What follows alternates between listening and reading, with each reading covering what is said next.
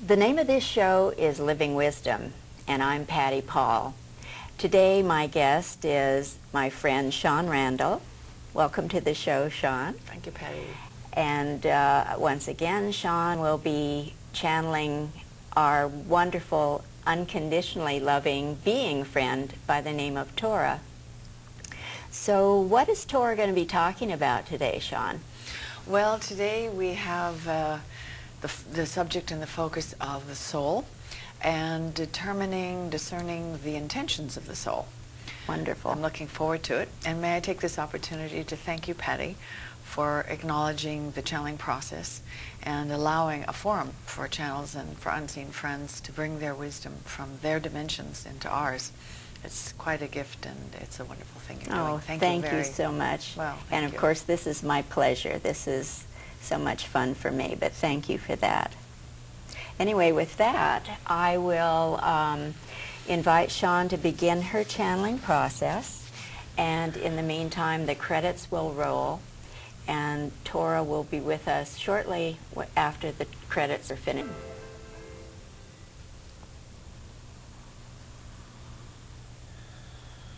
Right, and well, may we say greetings then? Welcome to the show, Torah. Greetings indeed to you, dear Patty. Thank you very much for allowing us to be here. Yes. And it is our pleasure and a joy.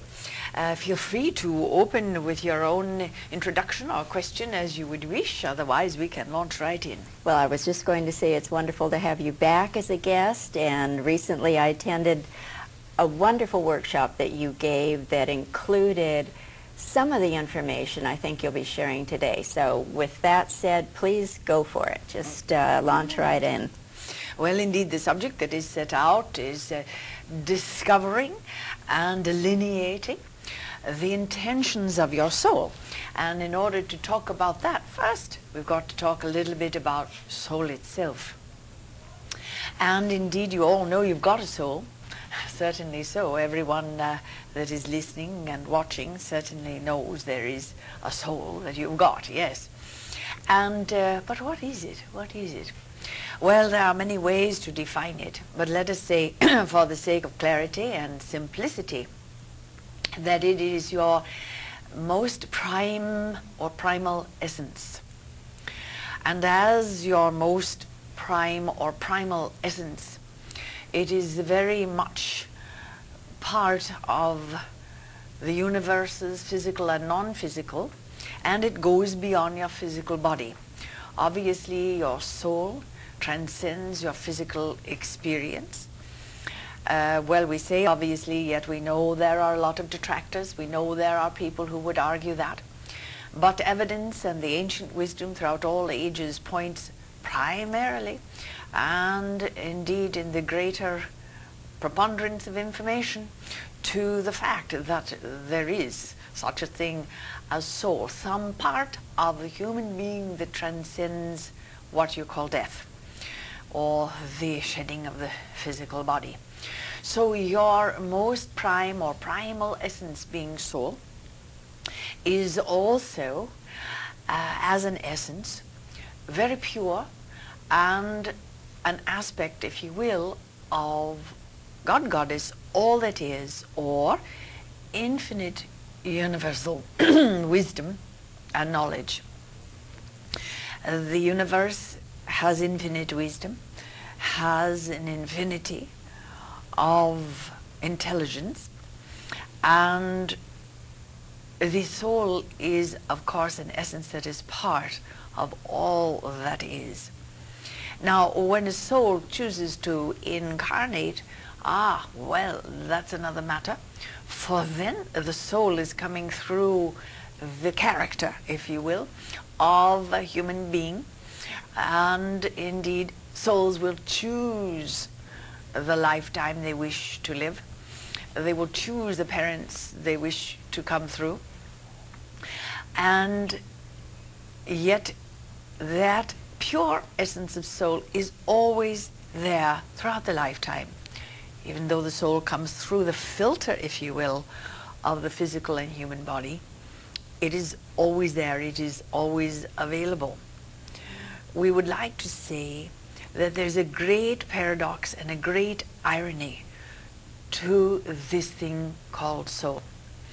For it is unlimited.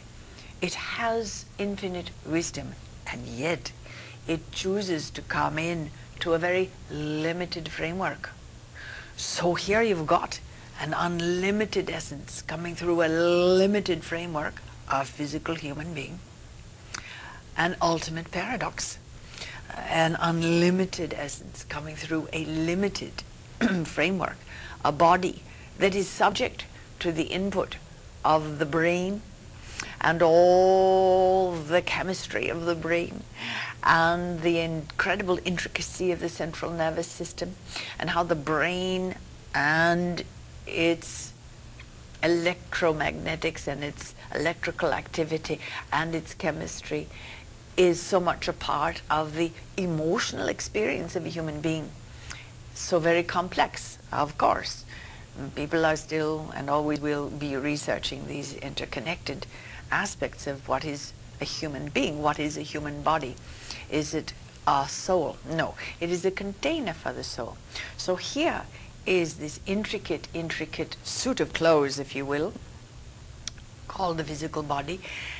In comes this unlimited energy essence called soul, and you've got this paradox, the limited and the unlimited put together. How does that work? That is the question, and that is probably the greatest question that a human being has to explore during the course of a lifetime. Who am I? Am I this limited human physical body subject to my central nervous system, my emotions, my thoughts, my feelings, or am I unlimited? And from our perspective, you are both. You are both. You can have, and you do have, an unlimited part of yourself that is combined with, comes through the limited expression or the limited opportunity for soul to express the human being, human body, human experience. So the unlimited, the limited coming together, and the big question, well, what's true? Which one is the most real? This physical body that all you have to do is shoot it or hack it down or whack it or what, and it's gone? Or this essence that transcends the human experience, that goes on after physical existence is snuffed out. What is the most real? Well, of course, both are real. But the most real is the soul.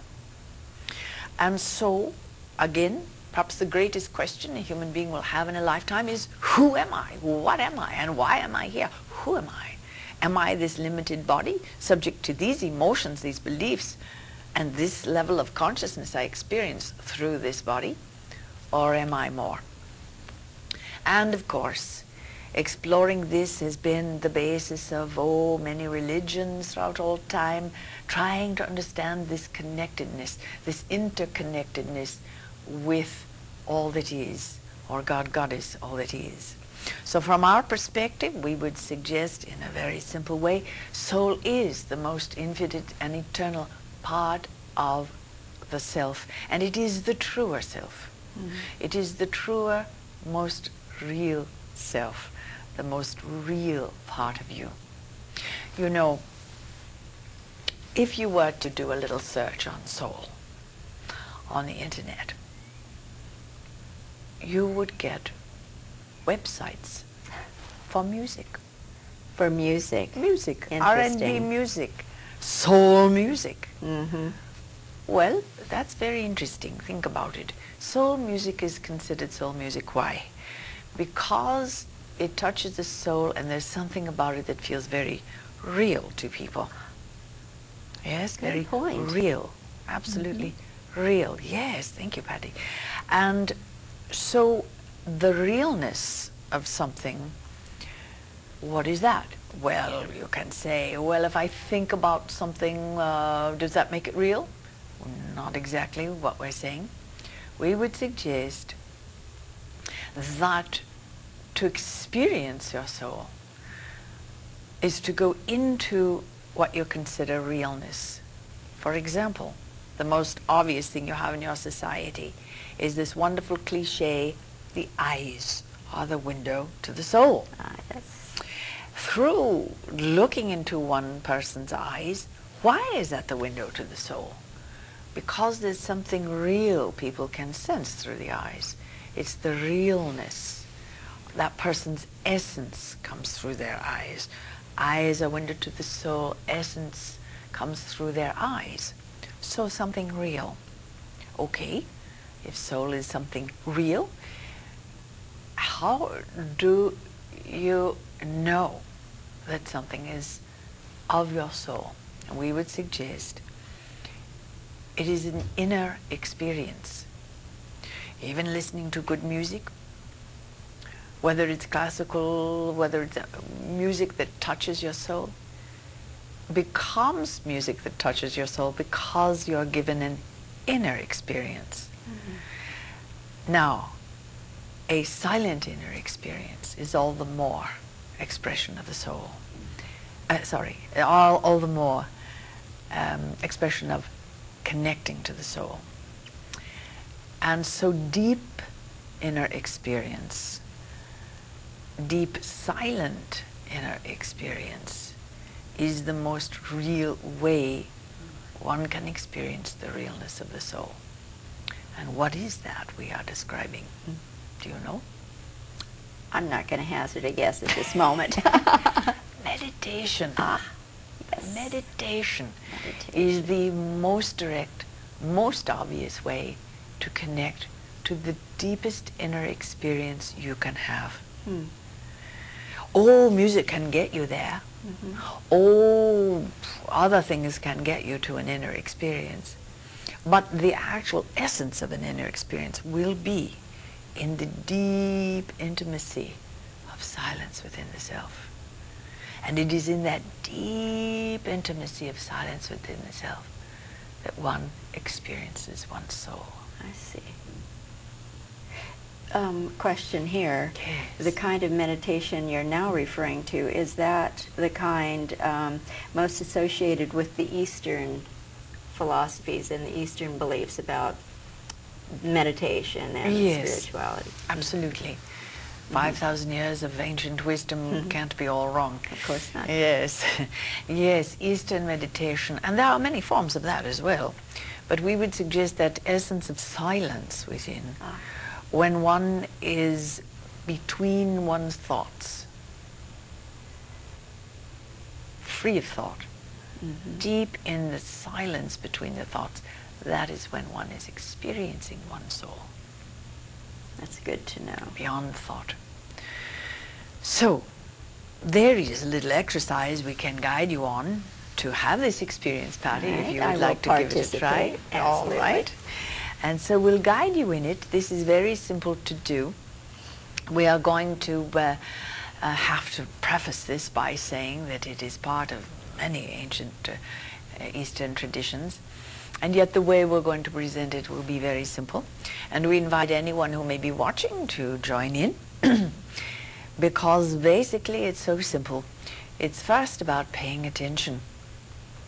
In order to pay attention to your inner experience, well, the most obvious way to do that is to pay attention to your breath. So, dear Patty, we invite you to close your eyes and just begin to pay attention to your breath. Simply feel it going in and going out. Notice how deeply your breath goes in, how deeply it goes out. And enjoy noticing this. Enjoy also noticing that your breath has a way of finding its own rhythms. So the depth may become a little more shallow and then go back to a deeper breathing.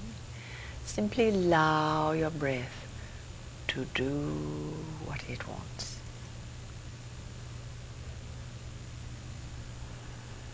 If you feel you wish to have a nice, rich inhale where you take in a lot of air, go right ahead. And exhale. You can breathe obviously either through your nose or through your mouth. It is entirely up to you. There are different ways the Eastern philosophies teach this, but we leave it up to you for now.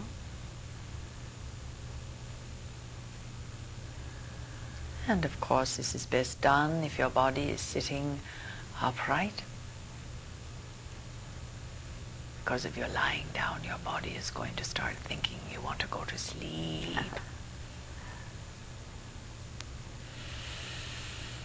Breathing. Now, as you're observing your breath, notice that at the very last split second of the exhale, there is an infinitesimally tiny pause. A split second pause before you inhale. Just notice that pause.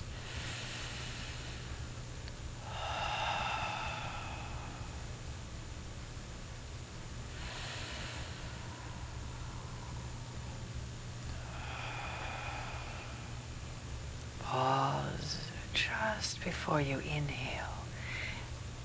Split second pause. Notice that at that split second of pause, thought seems to disappear. Thought seems to dissolve.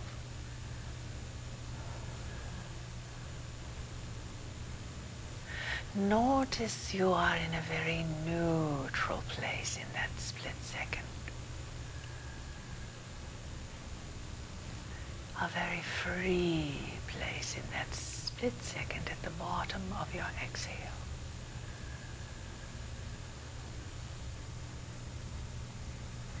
It is in this split second that you can feel the realness of your soul.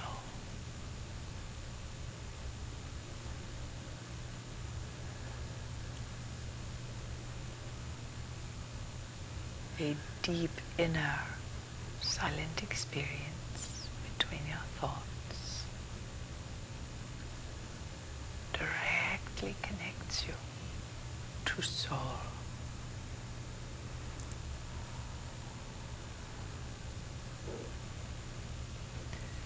In that split second, let yourself replenish.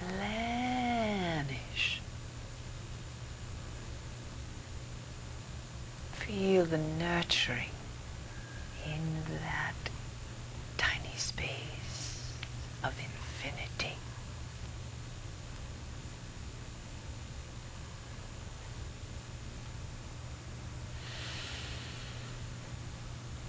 Feel the nurturing and feel the love that is available, the support, allowance that is available in that split second between your breaths.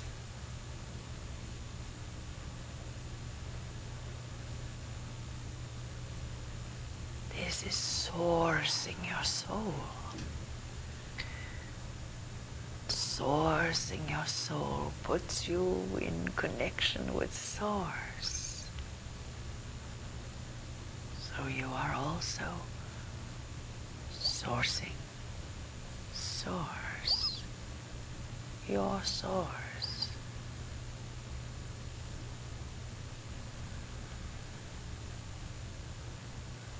When you consciously connect to your soul in this way,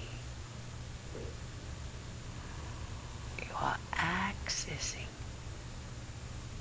the infinite part of you and Source.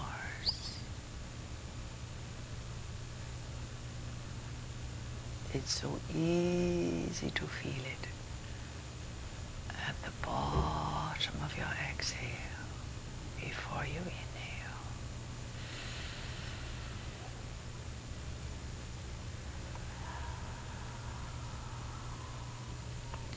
Allow your inhale to bring in what you are sourcing. Perhaps a sense of balance, perhaps a sense of harmony,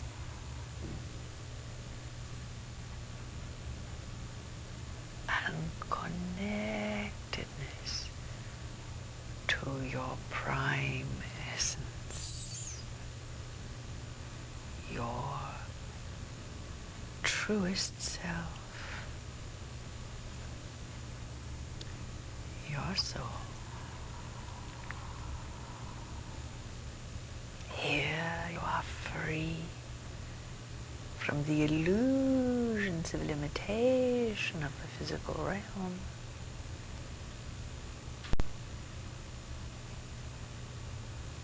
Here you are free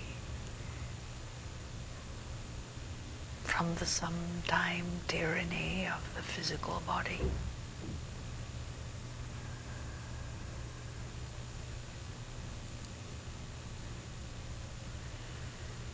Go into that freedom. Experience your soul.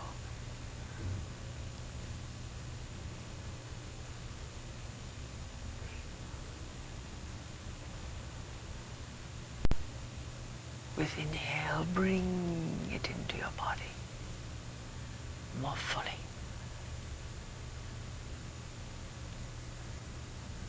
You bring in its energy. You could call it prana, you could call it chi energy. This energy from your soul, this essence of you, also heals.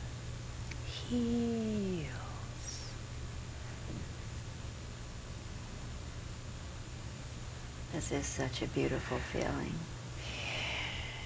My sense is that we could be running out of time, as much as I'd like to remain in this beautiful state. Well, then slowly bring yourself back, dear Patty, by gently opening your eyes. And maybe take one sharp inhale, exhale.